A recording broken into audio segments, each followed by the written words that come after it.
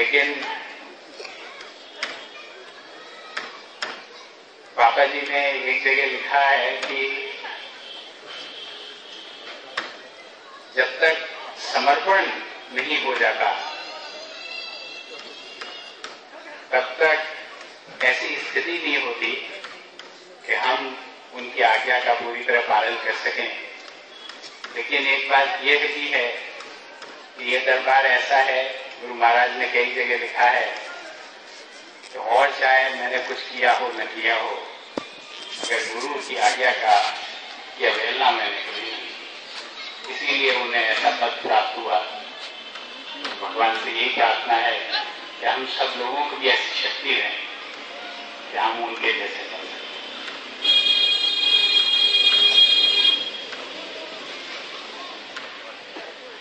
गुरु महाराज की प्रमुख आज्ञा क्या है?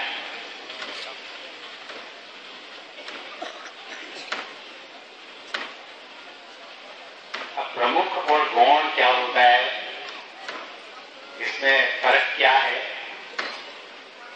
बड़ा मुश्किल बात है, क्योंकि जो पहली क्लास में है उसके लिए एक बात है, जो 10वीं क्लास में है उसको दूसरी तरह की बात है, जो कॉलेज में पढ़ रहा है उसके लिए वही गुरु।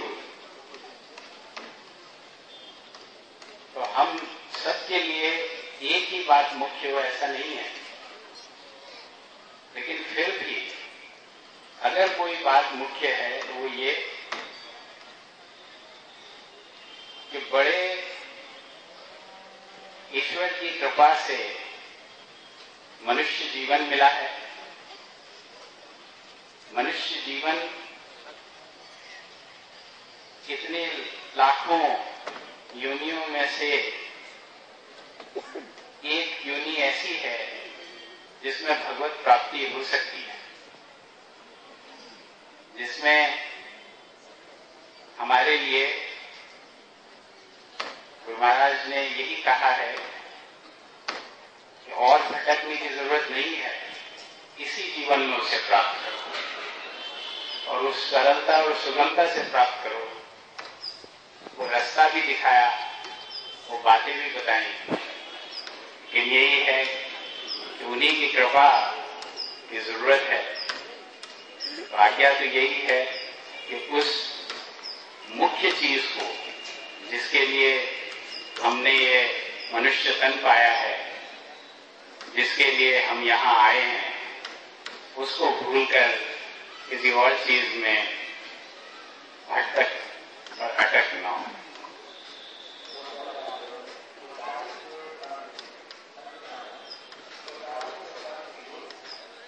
गुरु महाराज के अनवरत दर्शन की स्थिति इस जीवन में कैसे प्राप्त हो, वो भी हमारे इस परिवार में एक बार नहीं अनेकों बार, चाहे परम पूज्य जिया माँ हो, चाहे बड़े ताऊ जी परम पूज्य ब्रजेंद्र कुमार जी हो, चाहे छोटे ताऊ जी परम पूज्य हेमेंद्र कुमार जी हो, चाहे पापा जी डॉक्टर परम पूज्य डॉक्टर नरेंद्र कुमार जी हो, चाहे परम भागवत परम पूज्य पंडित जी महाराज हो, उन्होंने गुरु से मिलने और गुरु में मिलने का जो फर्क है उसको समझा, उसको अपने जीवन में उतारा और हमको दिखाया। वही एक तरीका है।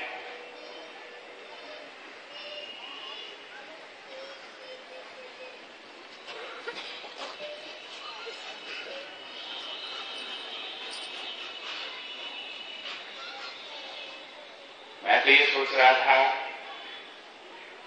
कि कुछ 2-4 लोग होंगे, उनसे कुछ गपशप होगी, थोड़ा सा एक समय नहीं मिलता है, इसलिए एक और तरीका आप लोगों से बातचीत का रहेगा। तो मैं तो यही चाहूंगा कि अगर कोई भी प्रश्न हो, कोई ऐसी बात हो जो मैं आपसे कर सकूं, इसीलिए यहां बैठा हूं।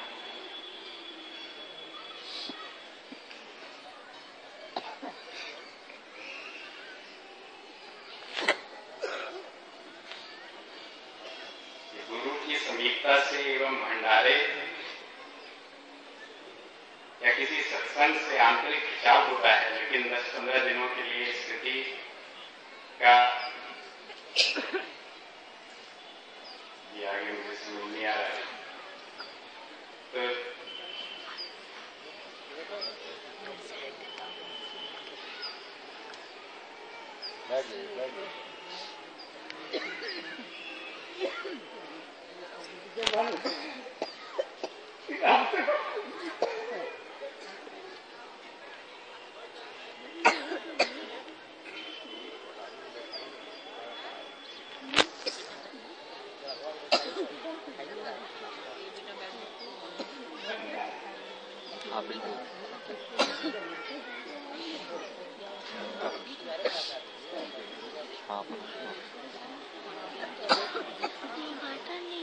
दे देते तो ठीक है, नहीं तो कोई दिक्कत ना है बहुत ज़्यादा।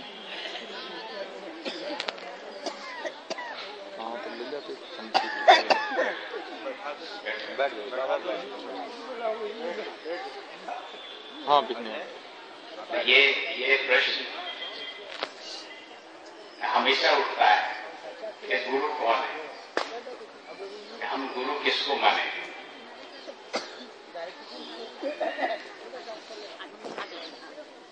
तो मेरे को एक बार एक ऐसा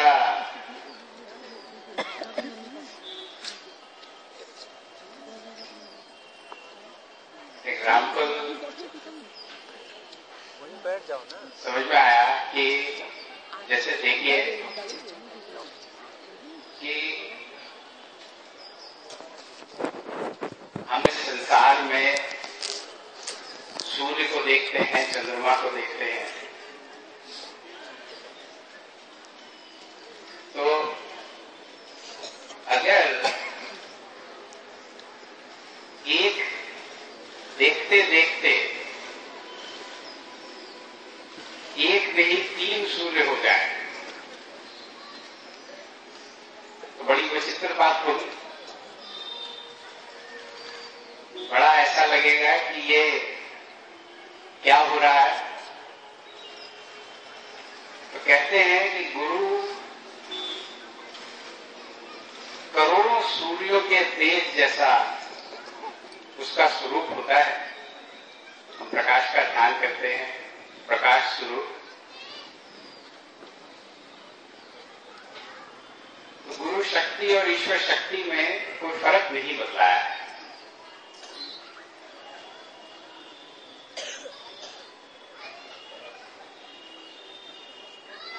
लेकिन हमने ये एक बात और भी पढ़ी है और अक्सर सुनते भी हैं कि पारस से पारस बनता है।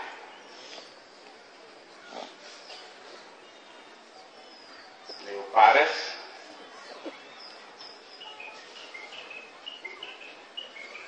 लोहे को सोना बनाता है, लेकिन हमारे यहाँ पारस से पारस बनता है। यहाँ गुरु में लय होने के बाद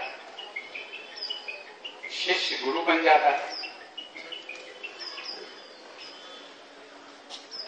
तो एक ही समय में गुरु महाराज के बाद जिया मां स्वयं मौजूद थी, पूज्य पंडित जी महाराज भी थे और परम पूज्य बड़े ताऊ जी, तीनों पूज्य ऐसे जैसे 3 सूर्य एक साथ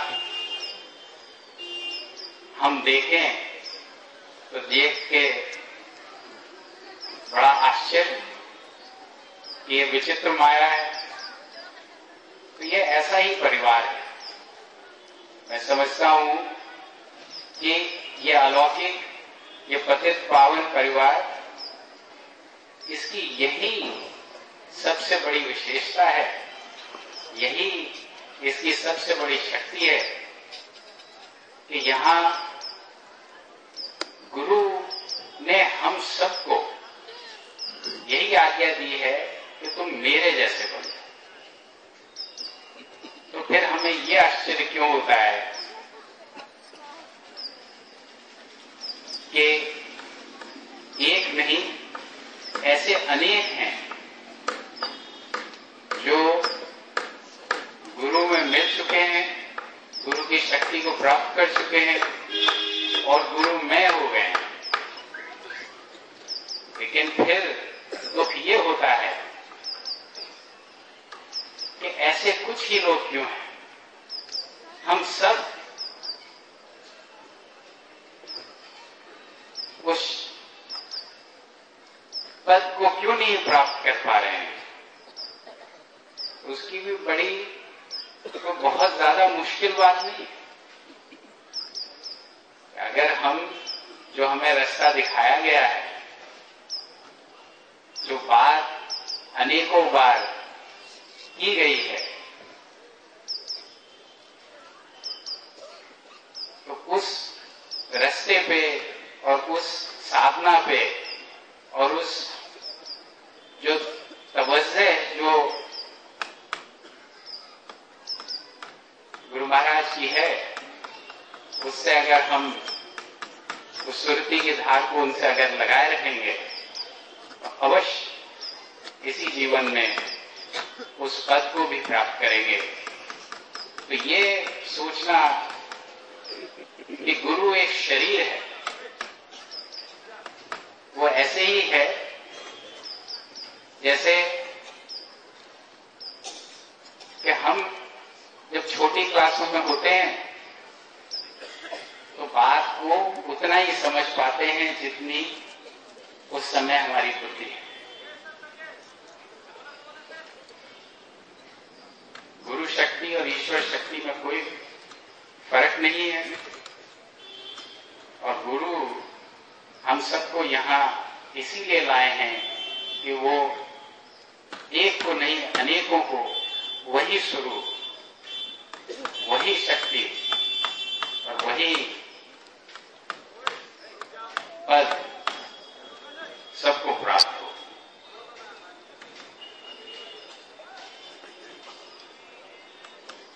तो बात फिर वही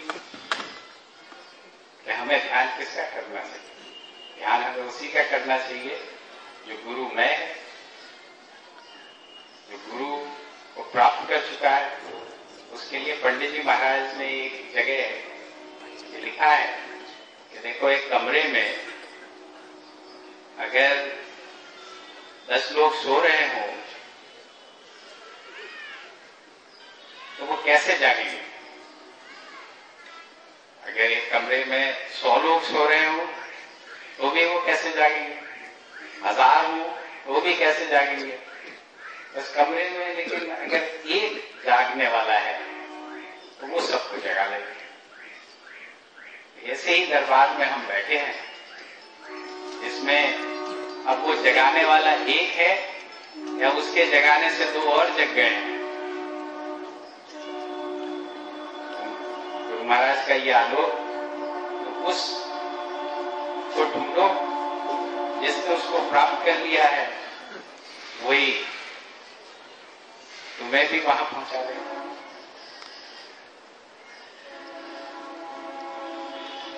तो जो स्ट्रेंथ हमारी है, जो इस परिवार की शक्ति है, उसको निर्बलता और दुर्बलता में न बदलें।